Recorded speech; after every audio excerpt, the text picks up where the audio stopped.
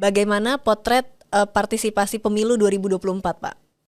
Kita punya standar ukuran yang agak beda dibanding 2019. Kombinasi antara kuantitatif gitu, tetapi dilakukan pemaknaan. Kita juga bisa melihat bagaimana kemudian keterlibatan teman-teman muda, transparansi dan akuntabilitas proses, itu live streaming dilakukan secara langsung dan itu dilaksanakan di berbagai tingkatan rekapitulasi.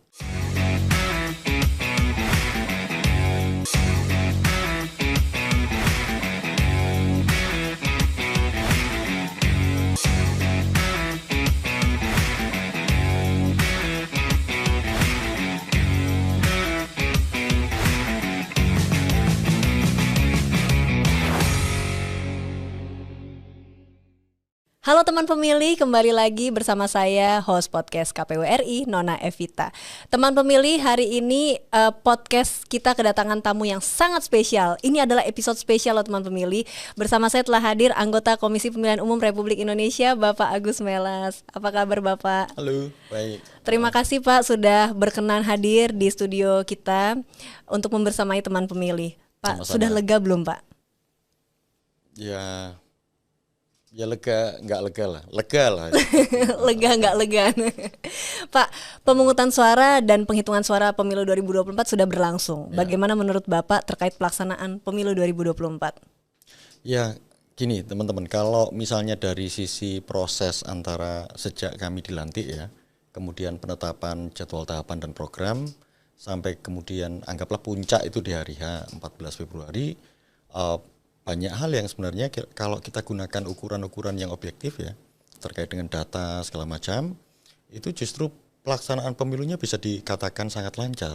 Karena misalnya begini, kita bisa lihat tanpa bermaksud memperbandingkan ya, kita bisa lihat misalnya di hari H itu berbagai skema kerja yang kita tetapkan itu sebenarnya kita bisa memitigasi banyak hal. Misalnya kekhawatiran kita tentang urusan daftar pemilih, kemudian kekhawatiran kita tentang kecukupan logistik atau tidak, dan kekurangan atau tidak, itu justru relatif tidak menjadi persoalan yang berarti untuk sampai hari H 14 Februari.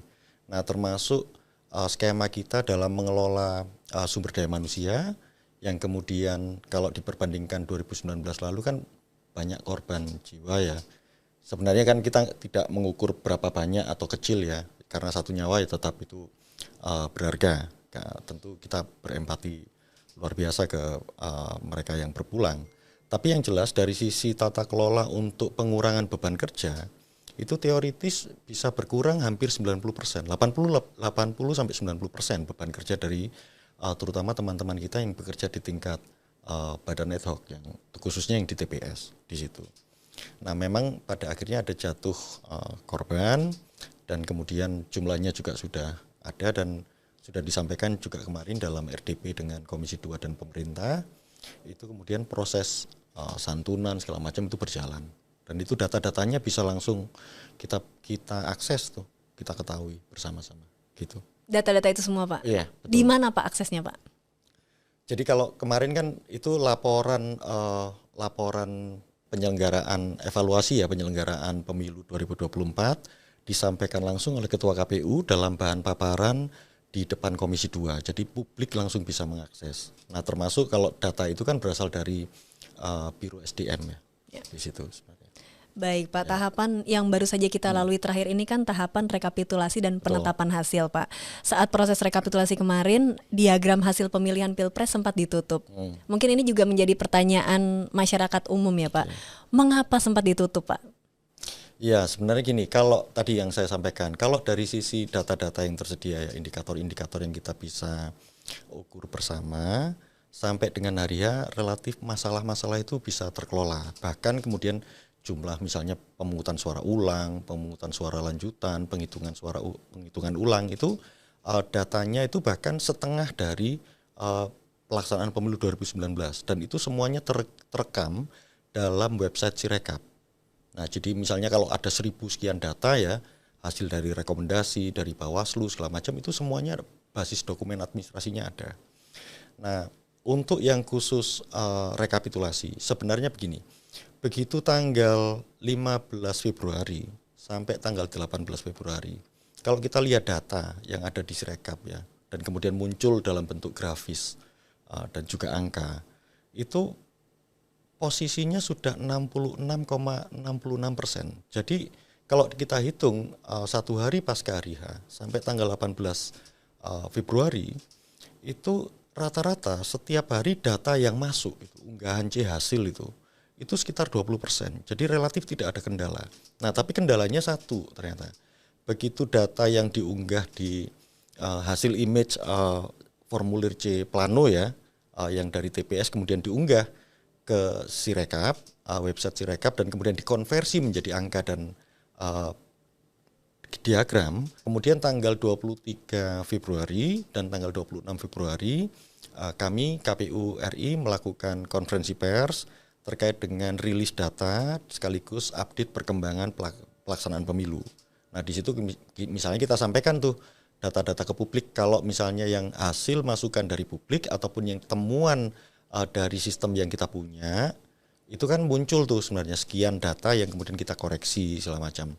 Nah, sampai tanggal 26 Februari, dan kami sangat berterima kasih kepada masyarakat secara luas karena kami bisa mendapatkan banyak feedback, masukan, misalnya C hasil planonya di TPS begini, tapi begitu diunggah dalam Sirekap, image-nya sama, tetapi begitu dikonversi kemudian ada catatan di situ. Nah, termasuk beberapa pihak yang kemudian secara mandiri mengelola C hasil dari KPU, basisnya kan dari KPU tuh C hasilnya, diolah sedemikian rupa yang kemudian justru menggugurkan sejumlah tudingan-tudingan bahwa pengubahan data itu kemudian menguntungkan calon tertentu. Nah, ternyata justru kesimpulannya tidak ada tendensi atau preferensi ke paslon tertentu. Jadi setiap paslon misalnya itu selalu ada. Nah, termasuk yang pemilu legislatif itu di tanggal 26 Februari. Nah, pada akhirnya tanggal 28 Februari kan kita mulai rekapitulasi pemilu nasional untuk suara pemilu luar negeri.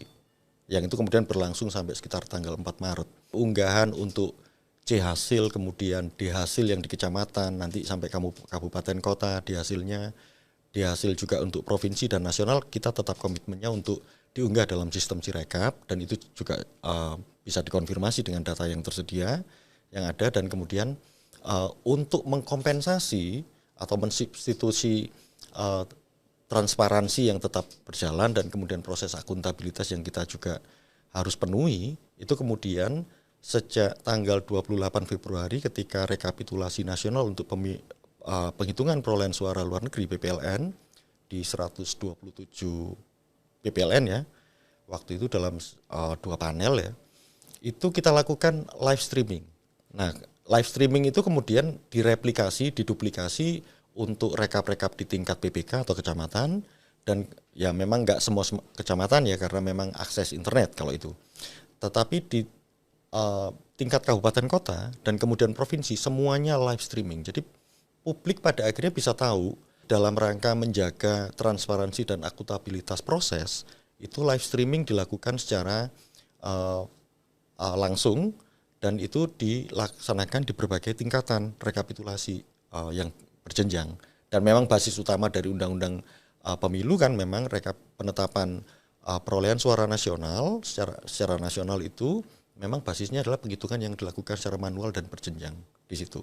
Dan akhirnya publik tahu bagaimana kemudian dinamika forum, bagaimana penelusuran kalau kemudian ada keberatan dari saksi partai, dari saksi peserta pemilu, dari Bawaslu, ataupun ada catatan-catatan formulir kejadian khusus yang itu kemudian bisa disclosure. Bahkan di tingkat nasional itu sampai misalnya kalau buktinya manifest ya, misalnya diketahui peristiwa di TPS A, di TPS tertentu gitu, kemudian di desa, kelurahan, kecamatan, kabupaten, kota, dan provinsi, serta jenis pemilu yang mana, maka proses rekapitulasi di tingkat nasional saja itu bisa langsung menelusuri sampai ke tingkat TPS, dan itu jadi semacam lesson learned tersendiri, dan itu proses panel ya yang berlangsung di panel A dan panel B untuk khususnya rekapitulasi penghitungan suara nasional untuk provinsi yang dilakukan di KPU RI sejak tanggal 9 Maret sampai tanggal 20 Maret. itu jadi pembelajaran yang luar biasa dan itu menyediakan sejumlah data yang sangat kaya tentang bagaimana kemudian KPU punya komitmen untuk menjalankan proses transparansinya, akuntabel dia, dan dia bisa didisclosure oleh siapapun dan bisa dicek oleh siapapun. Saya kira di situ. Baik, Pak, tahapan apa saja yang masih harus dilalui oleh KPU? Ya, setelah penetapan perolehan suara nasional yang dilakukan tanggal 20 Maret kemarin, ya tentu kita menunggu sekarang proses yang memang haknya dari peserta pemilu ya. Kita semua punya kewajiban untuk menghormati itu. Misalnya ada keberatan yang kemudian diajukan sebagai sengketa hasil di Mahkamah Konstitusi karena memang wilayahnya di Mahkamah Konstitusi, KPU tentu menyiapkan diri untuk misalnya tim hukumnya, kemudian memetakan wilayah-wilayah mana yang nanti terkena dampak ya, disengketakan nanti jenis pemilunya apa, daerah pemilihannya mana. Nah itu sekarang posisinya 2 hari lalu sudah kita lakukan rapat koordinasi melibatkan ketua dan anggota divisi hukum karena nanti yang akan mengurus di MK dan kita sudah siapkan tim untuk itu. Tim hukum ya untuk itu. Baik Pak, teman pemilih mungkin menganggap puncak kerja dari penyelenggara pemilu ada di pemungutan dan penghitungan suara Pak. Betul. Namun masih ada tahapan yang tadi seperti perselisihan hasil pemilihan umum ya Pak, atau sengketa pemilu harus dilalui oleh KPU. Lantas pertanyaan berikutnya Pak, pemilu ini selesainya kapan sih Pak? Ya nanti kayak gini, yang jelas kan masih ada proses lagi setelah proses di MK ini. Nanti kita akan menunggu proses konfirmasi yang dari MK, misalnya mana jenis pemilihan ataupun daerah yang kemudian masih dilanjutkan dalam konteks persidangan dan kemudian mana yang tidak. Kalau yang tidak kan bisa lakukan prosedur berikutnya, konfirmasi dari MK itu. Nanti prosedur berikutnya kan penetapan kursi dari partai politik dan kemudian penetapan calon. Nah dengan begitu ya kalau memang itu prosesnya berjalan, maka tinggal nunggu para pejabat terpilih dari pemilu 2024 untuk dilantik di situ. Berarti selesainya itu kira-kira di bulan Oktober Pak? Kalau Oktober kan untuk batas waktu 20 Oktober ya untuk pelantikan wakil presiden terpilih di situ. Tetapi apakah itu kemudian berarti kerjaan KPU berhenti? Enggak juga sebenarnya. Masih ada Pak? Masih ada tentu. Karena tahun ini kan juga nanti di akhir tahun 2024 juga dilaksanakan pilkada serentak kan, yang sekarang sebenarnya proses tahapannya sudah berjalan di situ. Dan kalau tidak salah tanggal 31 Maret ini sampai 31 ya, 31 Maret itu akan ada launching untuk pilkada serentak, pelaksanaan pilkada serentak secara nasional yang nanti akan ditindaklanjuti oleh teman-teman KPU provinsi dan kabupaten kota. Berarti estafet ini ya Pak ya? Betul. Dari pemilu ke pilkada nanti. Ya benar. Baik, kita break dulu Bapak, jangan kemana-mana teman pemilih, tetap di kanal YouTube Komisi Pemilihan Umum Republik Indonesia.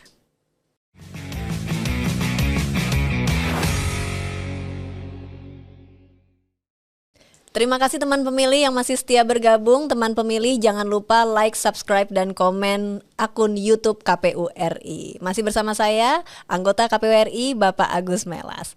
Pak, ini ada pertanyaan di luar kepemiluan. Sebagai anggota KPU, sebagai manusia Pak, pasti kan ada waktu luangnya pasti Pak. Apa sih yang Bapak kerjakan kalau di waktu luang? Kita penasaran ini Pak. Ya kalau jadi anggota KPU kan tersita waktu istirahatnya. Jadi ya kalau misalnya kemarin lah pasca penetapan itu ya bangun mungkin jam 11 siang. Hibernasi langsung ya Pak? Nah, soalnya selama hari H ya 14 Februari sampai kemudian apalagi proses rekap itu rata-rata kalau saya termasuk pimpinan yang lain ya 3 jam lah tidur itu. 3 jam per hari Pak? 3 jam apalagi proses rekap itu sekalian ikut puasa lah, ikut sahur gitu. Nah, kalau yang lain ya selain tidur Pak ngapain lagi Pak? Ya paling baca-baca buku, dengerin musik sama nonton film. Saya suka soalnya nonton film. Terus sekarang ini kan nggak banyak kesempatan bisa berangkat ke gedung bioskop. Tapi ada beberapa film tertentu yang biasanya saya merasa punya kewajiban ini harus ditonton di gedung bioskop. Misalnya terakhir itu film Napoleon. Bonaparte atau Napoleon itu.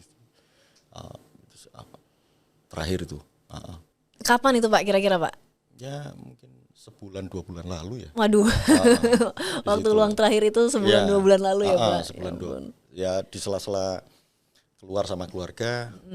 Ya saya nonton sendirian, jadi anak saya sama istri jalan-jalan aja sendiri. Me time ya Pak. Baik Pak, kembali lagi ke pertanyaan pemilu nih sekarang Pak. Selain hasil, biasanya yang diperbincangkan setelah pemilu adalah tingkat partisipasi. Bagaimana potret partisipasi pemilu 2024 Pak? Nah ini ada 2 hal. Yang pertama ini kan bagian dari komitmen kami di KPU periode 2022-2027, bahwa partisipasi pemilu tidak hanya dilihat dari sisi kuantitas saja. Misalnya turnout, bahwa kalau turnoutnya memang datanya sudah tersedia, misalnya kalau di Pilpres itu sekitar 81,78% lah, gitu. Kemudian di Pileg yang DPR itu sekitar 81,4, kemudian yang DPD 81,3. Nah tetapi kita punya standar ukuran yang agak beda dibanding 2019. Kalau 2019 lalu yang dihitung itu kan jumlah pengguna hak pilih pada hari H, baik yang tercatat di DPT dan DPTP di dalamnya plus DPK dibandingkan dengan DPT saja. Nah kalau di 2024 kita gunakan formula itu jumlah pengguna hak pilih di hari H, baik pemilih itu DPT, DPTP, dan DPK, dibandingkan dengan DPT dan DPK. Karena faktanya daftar pemilih khusus itu juga ada, dan itu tercatat di setiap TPS, dan kemudian dikali 100. Nah jadi angkanya seperti itu. Nah itu satu. Sedangkan kalau yang bagian dari visi misi awal, itu sebenarnya kan periode ini berusaha memaknai bagaimana kemudian partisipasi pemilu, partisipasi masyarakat dalam pemilu. Nah, nanti pasca pemilu ini yang akan kita lanjutkan lagi dalam bentuk instrumen indeks partisipasi pemilu yang akan mengukur di setiap tahapan. Jadi kalau kita punya misalnya 12 program dan tahapan, itu kan ada beberapa tahapan yang kemudian kita anggap krusial dan nanti akan dinilai lebih lanjut. Dan jadi itu lebih banyak pada posisi kombinasi antara kuantitatif gitu, tetapi dilakukan pemaknaan di tingkat lapangan. Nanti akan ada tim peneliti yang akan turun ke beberapa wilayah di satuan kerja kita di provinsi ataupun kabupaten kota untuk melakukan semacam FGD, kemudian diskusi mendalam dengan teman-teman yang ada di sana untuk memaknai bagaimana kemudian di tahapan tertentu, misalnya pendaftaran pemutakhiran daftar pemilih, kemudian pendaftaran calon misalnya, itu kan perlu dimaknai lebih lanjut. Nah nanti kita bisa kombinasikan 2 hal itu. Jadi satu, partisipasi pemilu terkait dengan turnout yang data-datanya sudah tersedia dan itu bisa di breakdown sampai provinsi dan kabupaten kota. Kita bisa lihat mana yang tertinggi, mana yang terendah gitu kan. Kemudian rata-rata nasionalnya berapa, itu nanti bisa dilakukan pemaknaan lebih dalam, termasuk di setiap tahapan-tahapan pemilunya yang nanti segera tim itu akan diturunkan ke satuan kerja kita untuk melakukan diskusi-diskusi lanjutan. Gitu. Baik Pak, terakhir Pak, apa pesan Bapak kepada teman pemilih? Gini, yang jelas kalau sebagai KPU ya, kami sangat berterima kasih sekali mengapresiasi partisipasi pemilih yang terjadi pada pemilu 2024 ini. Bagaimanapun juga pemilu sudah berlangsung luar biasa. Ini pemilu yang dianggap pemilu paling kompleks dan paling besar di dunia pada satu hari yang sama. Dan kemudian kita juga bisa melihat bagaimana kemudian keterlibatan teman-teman muda tidak hanya menggunakan hak pilih tapi juga terlibat sebagai penyelenggara pemilu, dan itu sangat membantu. Dan itu luar biasa, mereka tidak hanya sekedar dalam artian merelakan dirinya dan waktunya untuk menjadi penyelenggara, sekaligus melayani pemilih untuk menggunakan hak pilih dan termasuk menjaga kemurnian dari suara pemilih. Dan itu pekerjaan yang luar biasa. Dan saya juga dapat itu banyak respon dari anak-anak muda, karena biasanya interaksi mereka di IG saya itu. Di IG saya kan beberapa, kan pasti setiap kegiatan tertentu yang dilakukan oleh KPU itu selalu ada sisi lain di luar itu yang biasanya saya posting gitu, dan kemudian dikasih background yang mungkin sesuai gitu ya. Dan kemudian direspon. Anak-anak muda masih SMA, mereka tanya bagaimana sih kami ke depan gitu. Ya, saya pesan hanya satu saja, ya dilakukan hal yang kecil itu dan setia dengan perkara-perkara itu dan kemudian konsisten gitu.